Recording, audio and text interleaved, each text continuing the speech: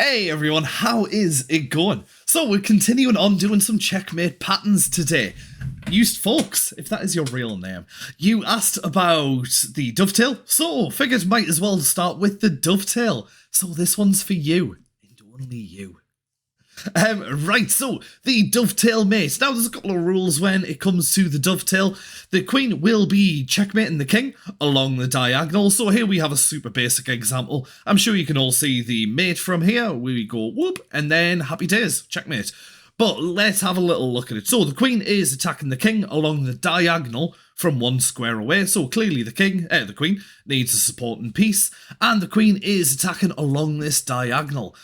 The king will be blocked by two of his own pieces, as seen here, so they're going to be in this position, one at the top, one at the side, and that could be either way, depending on, like, which way you're coming in from. The reason it's called a dovetail is because we're blocking off the horizontal, blocking off the vertical, and attacking along the diagonal, and apparently this looks like a dovetail. I don't know if that's true, but I'll use some amazing editing techniques to put on screen now to see what a dovetail looks like. I'm going to assume that I did that. Right, but yeah, that is essentially the dovetail. Queen attacking diagonal, one square away from the king, and the king blocked by two of his pieces, one at the top, one at the side, like so. Right, so here we have another example. We'll do one more mate in one. Again, still fairly basic, but just to show you, the king is in this position. He has a piece at the top, a piece at the side, and he is whooping along this diagonal. We have a nice supporting piece here, and we have a queen who can come up and whang. We have got the dovetail. So we are going along the top, going along the bottom, all nice and blocked off, attacking along the side. And like I say, king's blocked by two of his own pieces like so, and we have the supporting piece. Like I said, that's the essence of the dovetail. Right, let's step it up a notch.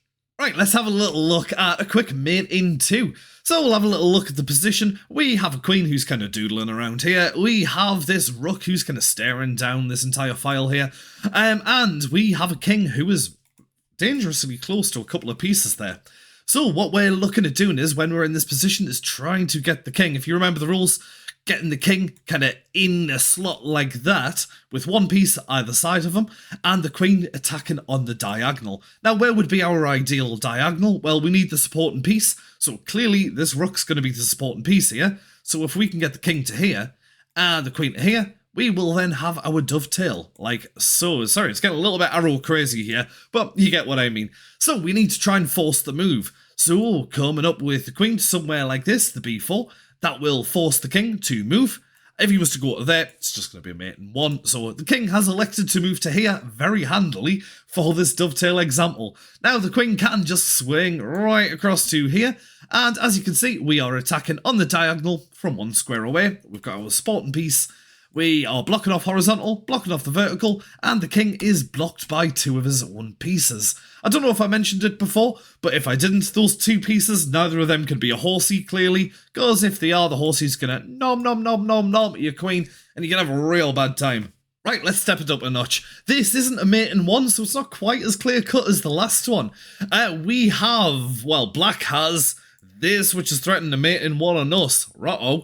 What are we going to do about it? Well, if only there was some kind of dovetail that we could force. Right, so let's have a little look. Now, the main thing that I'm always looking for when I'm trying to find a dovetail is if the king is next to a couple of pieces like this, but the king is got no real way of getting there. We've got our horsey there, but how are we going to get the king to there? We've got a nice supporting piece, so if king was there and queen was there, oh, that would be nice.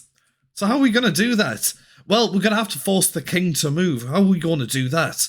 Well, I mean, if the queen was able to get to something like the back rank, then that would force the king to here, or even here, and if he went to there, we'd be able to swing back and would be able to mate him there, or if he goes to here, that would end up being the dovetail. So again, how are we going to do that? Well, we need to try and move the king, and oh, we have this lovely little bishop at the bottom there. So we can come across with the bishop, pop him in check. Now, yes, the rook's going to take, but that's exactly what we want, because that's going to allow us to get into that back rank there. So let's give it a go. So we come across, pop him in check. The rook then comes down, like so. We can swing up with our queen, force the king to move, and then come back down for that lovely dovetail. Oh, isn't that exciting? Right, I think we've done enough dovetails, so let's move on. And if you thought we were done with ornithological mates, you are sadly mistaken, my ornithological mate. This is the swallow's tail, which is different. So, where with the dovetail, we'd be attacking on the diagonal, blocking off the horizontal and vertical. With the swallow's tail, we are attacking on the either vertical, or there could be the horizontal, and we are blocking off the diagonal, like so. And that looks just like the swallow's tail to me. You can see that the king is still blocked by a couple of his own pieces. Those pieces, again, they can't be horses, because they would nom nom nom nom nom our queen once again. But yeah, essentially, this is the swallow's tail. We'll have another little look at one more example here. You can see the king, he has a piece either side of him, like so, on the diagonals there. We have a supporting piece for our queen, so our queen can come down like so. We're attacking on the horizontal this time, blocking off on the diagonal, and that's the swallow's mate. I think with us doing so much of the dove's tail, I don't think I need to go too much further into the swallow's tail, but this is it in essence.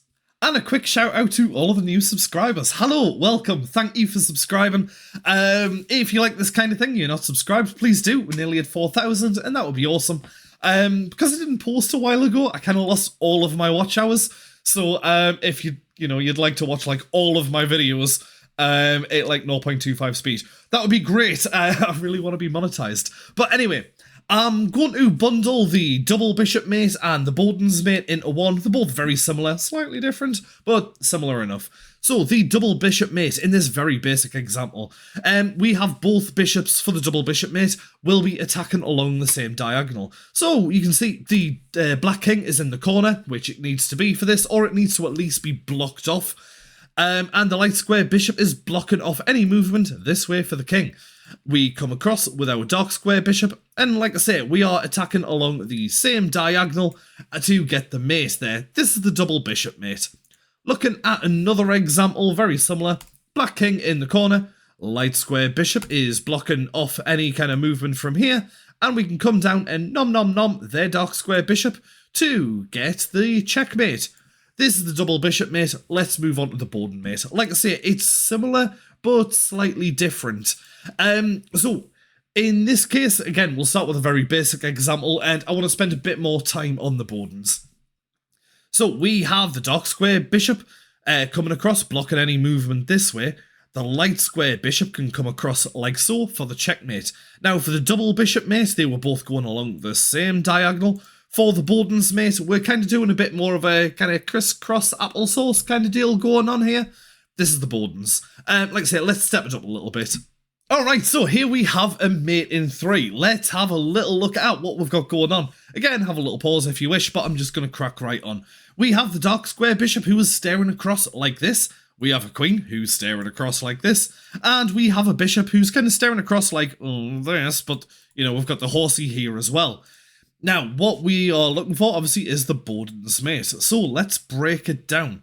We've got the king here. Now, we know he's blocked off by this dark square bishop. And we will have this light square bishop who would just love to be able to get into this position. This pawn gone across like that. But how are we going to do it? Well, you might be thinking, we can just go across and capture his queen. But we've just gone from a mate in 3 to a minus 2.3, which is bad. So let's bring it, just have a little look, because he can then capture back with the pawn like so, and we still can't get in because that horsey's in the way. Stupid horsey. So what do we need to do? Well, we need this horsey out of the way, really, don't we? So how are we going to do that?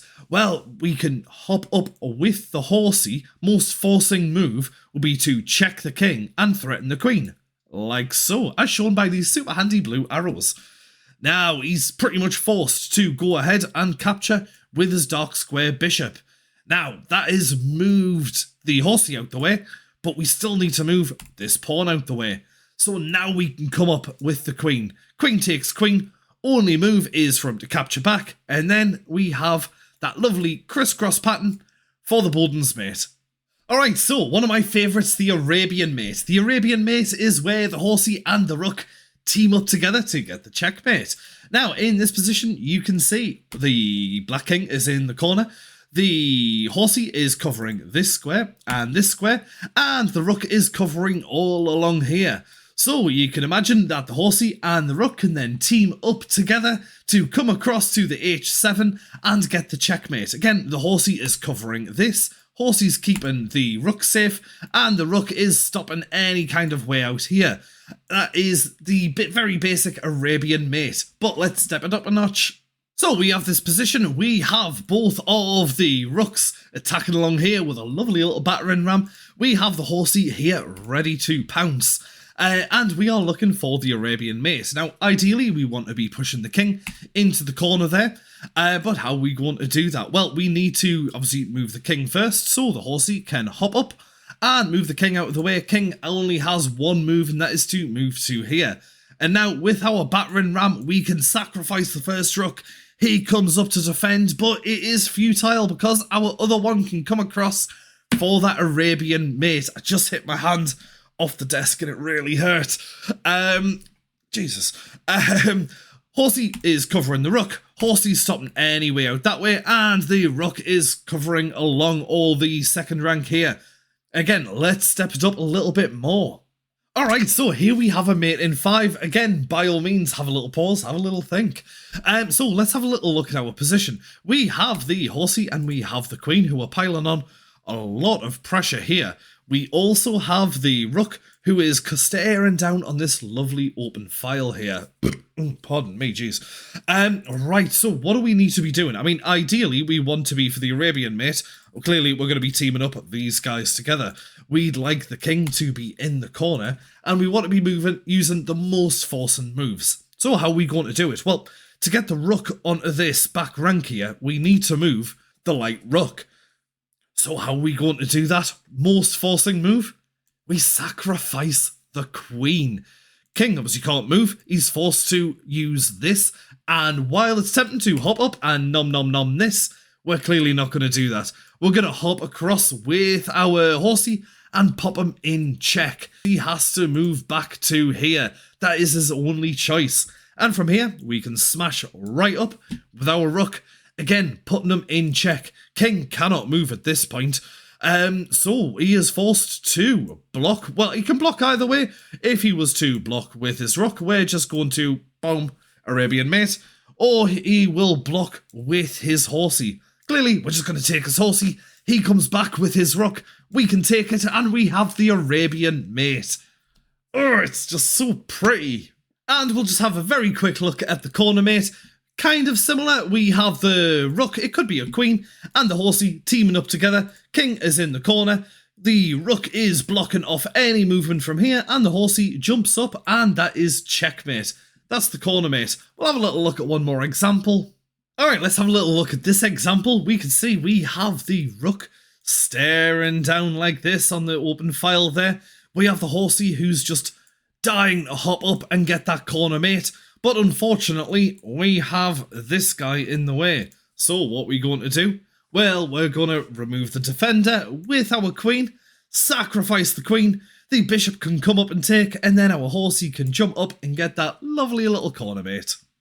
That was kind of a quick look at the corner mate. I didn't want to spend too much time on it since it's easier than the Arabian mate, and since we looked a bit deeper into that, I didn't see the point in wasting time.